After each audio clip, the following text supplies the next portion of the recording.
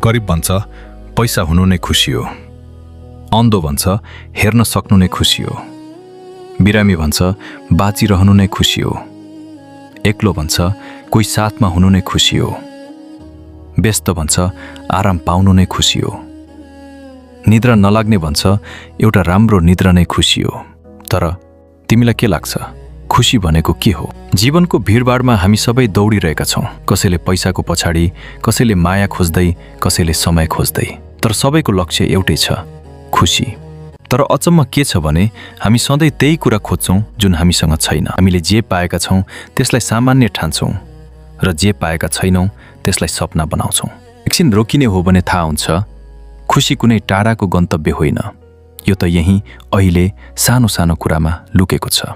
सास फेर्न सक्नु, आफ्नो मान्छेसँग 2 शब्द बोल्न पाउनु, थकित शरीरलाई आराम दिन पाउनु, यी सबै नै त खुसीका रूप हुन्। तर हामीले कहिले ती कुरा गनेका छौँ? हामीले कहिले आफूलाई सोधेका छौँ म वास्तवमै के कुरामा खुसी छु? सायद खुसी भनेको सबै कुरा पाउनु होइन, जे छ त्यसलाई महसुस गर्न सक्नु।